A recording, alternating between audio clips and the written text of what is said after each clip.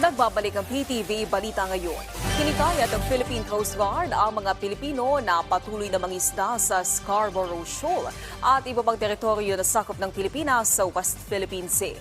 Pagtitiyak ni Coast Guard spokesperson Commodore J. Tariela, paiigtingin ng Coast Guard ang kanilang pagpapatrolya sa Baho de Masinloc upang maprotektahan ang karapatan ng mga Pilipinong mangingisda sa lugar. Magugunitang nitong nakaraan, pinutol ng PCG ang floating barrier na inilagay ng China sa Scarborough Shoal upang malayang makapangisda ang mga Pilipino. Nakataktang dumalo si Pangulong Ferdinand R. Marcos Jr. sa ASEAN at Gulf Cooperation Council meeting sa Saudi Arabia sa susunod na buwan.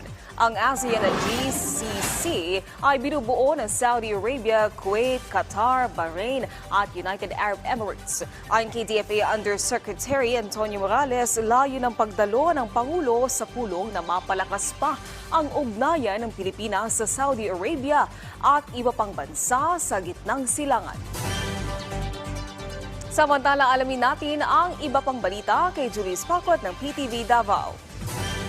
Mayong adlaw, nanawagan karon ang usa ka environment group sa Davao City sa mga mukandidato sa barangay ug Sangguniang Kabataan elections kon BSKE elections karong tuiga nga likayan ang paggamit og tarpaulin silang pagpangampanya. Sumala pa sa Interfacing Development Interventions for Sustainability kon IDIS.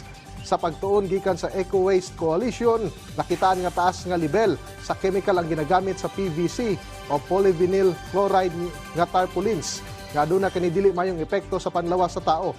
Imbis tarpaulins, mas maayo nga pahimuslan na lang sa mga kandidato ang nagkadang social media platforms o mga multimedia strategy sama sa paghimog political jingles, performances o uban pang campaign method. Sa Oktubre 2023,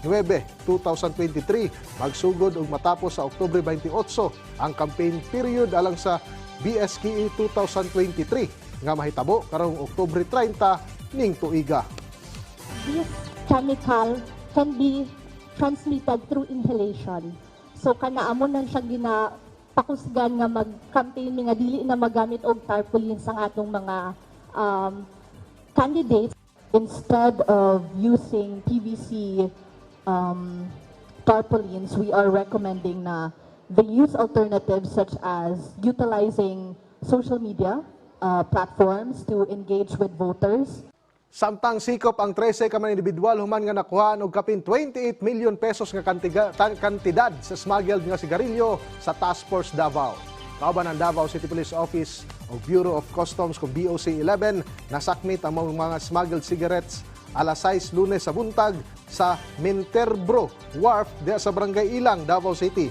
Sumala pa sa Task Force Davao, nasa 1,152 ka karton sa smuggled cigarettes ang nasakmit nga nagkantidad og 28,800,000 pesos nga gilangkuban sa lain-laing brand. Kadaghanan sa mga suspect residente sa Basilan ug Zamboanga City.